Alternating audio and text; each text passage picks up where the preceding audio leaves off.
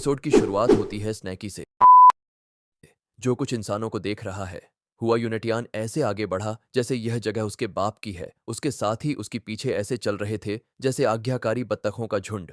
वह सिर्फ foundation establishment realm के शुरुआती स्तर पर था, लेकिन उसके चलने का अंदाज ऐसा था जैसे वह कोई महान योद्धा हो। जैसे ही वे करीब पहुंचे, स्नैकी की आंखें फटी रह गईं।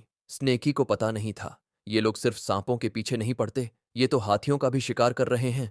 उसका दिमाग चकरा गया।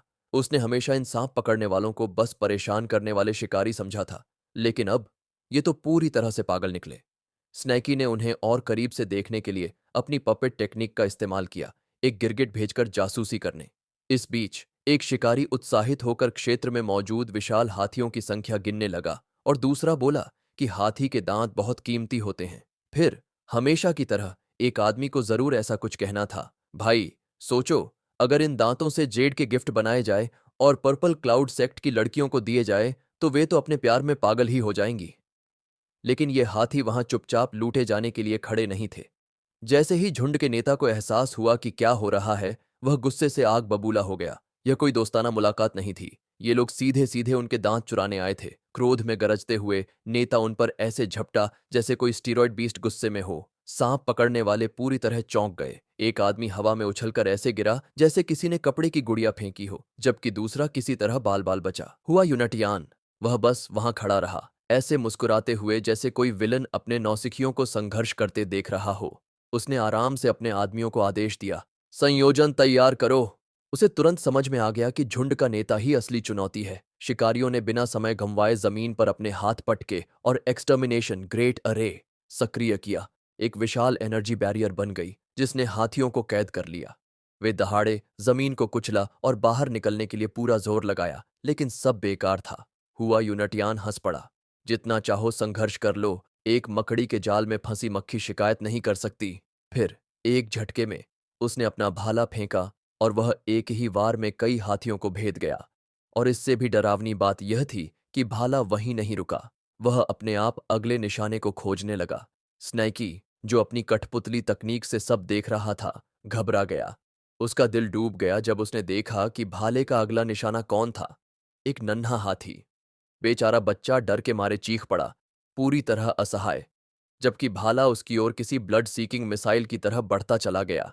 ये लोग हाथियों की पूरी प्रजाति ही मिटाना चाहते हैं क्या? स्नैकी पैनिक कर गया। लेकिन भाले के वार करने से पहले ही झुंड का नेता छलांग लगाकर नन्हे हाथी को अपने शरीर से ढक लेता है।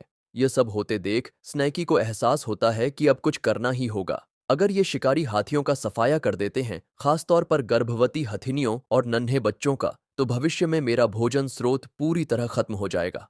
जैसे ही स्नैकी खाई के किनारे पहुंचता है, स्नैकी को एहसास होता है कि सांप पकड़ने वाले संप्रदाय के लोग संख्या में बहुत अधिक हैं। अगर स्नैकी बिना सोचे समझे कदम उठाया तो स्थिति और बिगड़ सकती है। स्नैकी को यह भी समझ में आता है कि अगर उसने खुद को हाथियों की जगह योद्धाओं का निशाना बना लिया तो भागना लगभग नामुमकिन हो जाएगा। अब सिर्फ ताकत से नहीं, बल्कि दिमाग से खेलना होगा। इस बीच हाथियों का नेता पीछे हटने को तैयार नहीं था। खून से लथपथ और थका हुआ वह लगातार बैरियर पर टक्कर मारता रहा, उसे तोड़ने की कोशिश करता रहा। हुआ यूनिटियान ने उसे संघर्ष करते देखा और सच में प्रभावित हो गया। वाह, मोटी टांगे, मतलब मोटी चमड़ी है इसकी, है ना? तभी उसका एक आदमी चिल्लाया, मास्टर हुआ, बैरियर ज्यादा देर तक नहीं टिकेगा। हाथी पूरी ताकत से उसे तोड़ने की कोशिश कर रहे थे। हुआ यूनिटियान ने गुस्से से जीभ क्लिक की, लगता है हमें दूसरी योजना बनानी पड़ेगी। फिर उसने हाथी के नेता को देखा और जोर से कहा, तुम मेरी बात समझते हो, है ना? सुनो, मैं तुम्हें एक सौदा ऑफर करता हूं। हमें अपने दांत दे दो और मैं तुम्हारे झुंड को छोड़ दूंगा। वह ऐसा बोल रहा था जैसे कोई व्यापारी समझौता कर रहा हो। बच्चों के बारे में सोचो, उसने कहा। अगर तुमने मना कर दिया तो उनका क्या होगा? लेकिन हाथी के नेता ने कुछ नहीं कहा, वह बस मुस्कुराया। धड़ाम, बैरियर टूट गया। गर्भवती हथिनियां और बच्चे बिना समय गंवाए भाग खड़े हुए। वे सीधा शिकारी दल की कैद से बाहर निकल गए। लेकिन नेता, वह वहीं खड़ा रहा।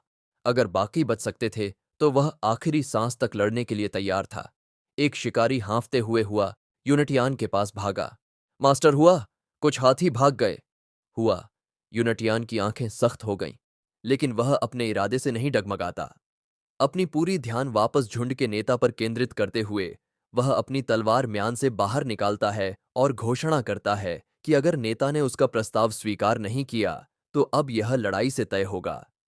लेकिन हुआ कि हमला करने से पहले ही हाथी का नेता एक विशाल पेड़ का तना उठाकर उसकी ओर फेंकता है। पेड़ का तना सीधा हुआ की तलवार पर आकर लगता है, जिससे तलवार हुआ के हाथ से छूटकर दूर जा गिरती है। तेजी से मुड़कर हुआ अपने एक योद्धा की ओर देखता है, जो घबराए हुए स्वर में सूचना देता है कि और भी हाथी भाग रहे हैं। हुआ अपने दांत भींचता है और गुस्से में आदेश देता है, झांगसान, ली सी, वांग वू, उनका पीछा करो, बाकी सब मेरे साथ आओ। यहां बचे हुए हाथियों को खत्म कर देते हैं। तीनों योद्धा तेजी से दौड़ पड़े, लेकिन स्नैकी, वह इस हंगामा को एकदम सही मौका समझ चुका था। अपने अर्थ ट्रैवर्सल तकनीक का उपयोग करते हुए उसने अपने शिकार सावधानी से चुने, एक 9वें स्तर का और 2 छठे स्तर के योद्धा। ये बाकी लोगों से कमजोर थे, यानी बिल्कुल सही शिकार। जैसे ही हथिनी और बच्चे भागे, एक योद्धा ने देखा कि एक नन्हा हाथी पीछे छूट रहा है। उसने तुरंत झांग सांड को सूचना दी, जिसने हंसते हुए कहा, यह मेरा शिकार है, तुम दोनों बस बैकअप देना। वह छलांग लगाकर आगे बढ़ा, मुस्कुराते हुए बोला, हमेशा की तरह लूट बराबर बांटी जाएगी। बच्चे हाथी की आंखें डर से फैल गईं। लेकिन जैसे ही झांगसान ने आखिरी वार करने के लिए तलवार उठाई, लेकिन तभी एक पत्थर की नोक जमीन से निकली और झांगसान को बीच में से 2 टुकड़ों में काट दिया। ली सी और वांग वू हक्का बक्का रह गए। वे एक पल के लिए भी नहीं रुकते, सोचने की तो बात ही नहीं।